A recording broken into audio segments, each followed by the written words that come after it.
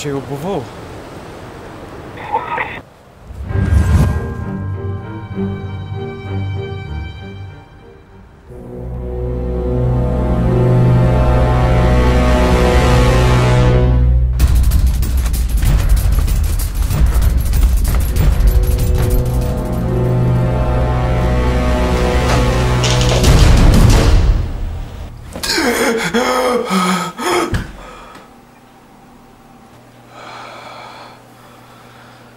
Ačiū Dievui, kad tai tik sapnas.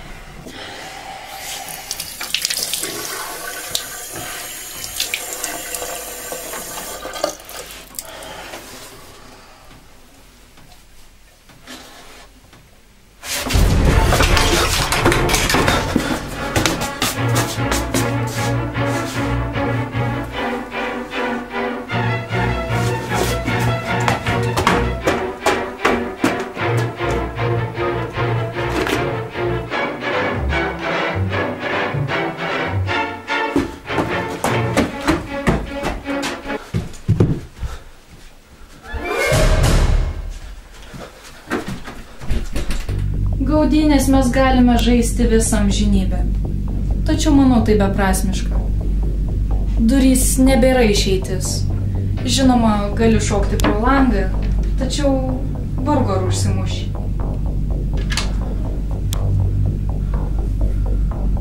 Tai ne... Nepanašu į sapną, atrodo, kad jauti dar daugiau negu atsibudęs. Taip. Neįsivaizduoji, kiek kartų aš esu jau šitą girdėjusi. Turbūt neturėčiau nustebti. Visgi esi mano pasąmonės padarinys. Nesunku atspėti mano mintis, kai esi mano galvoje. Ir taip, ir ne.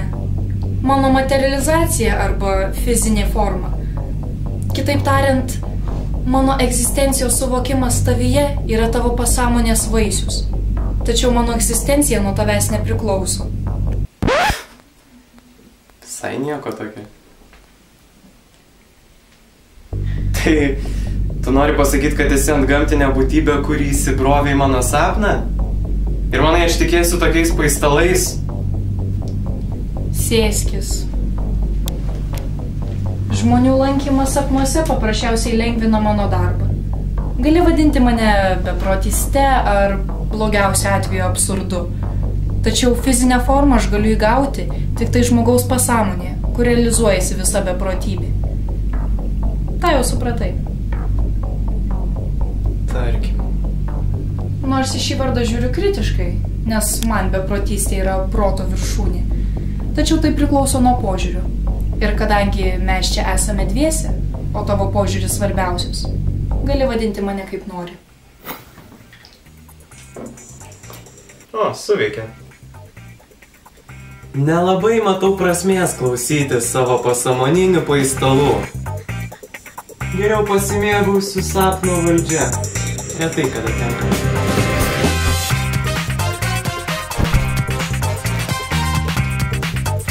Čiau.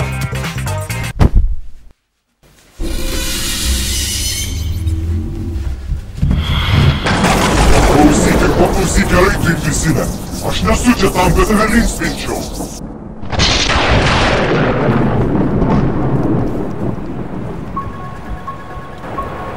Kaip manai, kodėl mes atsibundame kaip tik tą momentą, kai turėtume mirti? Dėl to, kad mes nežinome, kas bus po mirties. Pasąmonė negali atkurti visiškos nežinomybės. Kas jeigu pasakyčiau, kad žmonių sapnų ir realybės suvokimas yra neteisingas? Kas jeigu tavo sapnai taip pat yra tavo realybė, o realybė tai sapnai? Nesąmonė! Sapnai dažnai atspindi praėjusios dienos įvykius, o ne atvirkščiai. Nelogiška chronologija. Visas logikos ir chronologijos suvokimas sukuriamas žmonių galvoje, nes jums reikia rutinos ir logikos. Jūs nesugebate suvaldyti savo minčių chaoso. Jūs apverčiate savo sapnų ir realybės tvarką. Šitaip save apsaugote nuo manęs. Kaip manai, iš kur visata gauna energijos nuolatiniam plėtimuisi ir revoliucijai? Žmonės yra tik sraigteliai, lyg baterijos, kurios savo minčių eiga neša visatos raidą. Šita dinamika tarp monotonijos ir visiškos abstrakcijos, kurią vadini realybė ir sapnais, ir sukuria tam reikalingas varomąsias bangas visatai, ne tik atlieka savisaugos funkciją. Taigi, priežastis, kodėl prieš mirtį atsibundi, lygiai taip pat veikia ir atvirkštiniu būdu. Mirę savo laikomoje realybėje patektum į sapnų karalystę. Tai paprasčiausi vartai, kurie rankiniu būdu tave kelia iš vienos realybės į kitą. Jūs nežinote, kas yra po mirties, nes po jos gyvenimas vyksta toliau, lyg niekur nieko. Žūtis tau neegzistuoja. Kas čia per... Nori, aš tau tai rodysiu čia ir dabar.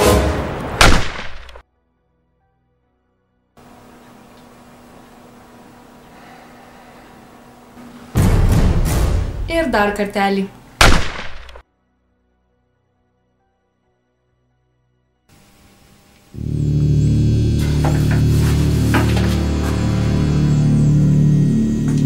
Matai?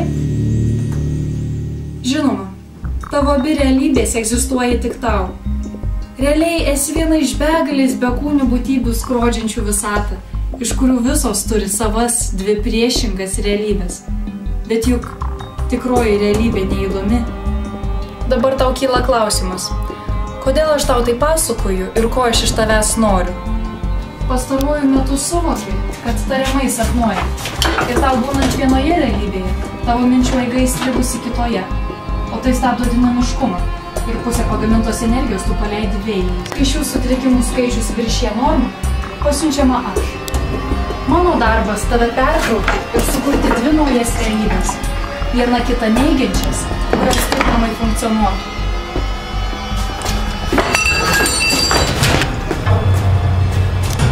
Nesąmonė! Visas mano pasaulis gyvendintas. Tiek įvairių žmonių. Pilnas tiek įvairių įvykių, kurių ne pats nesu patyręs.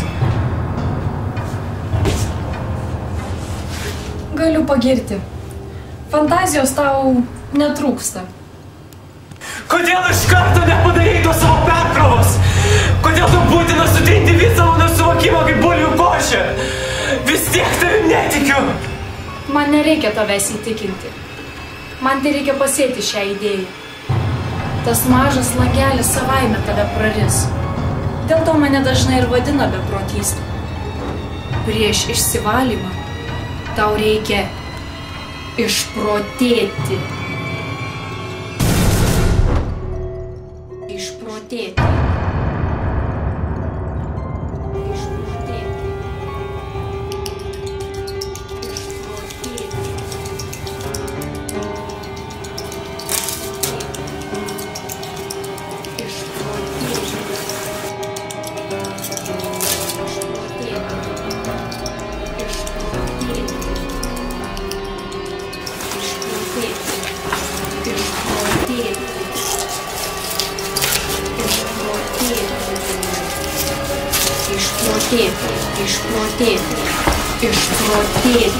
Išprotėti.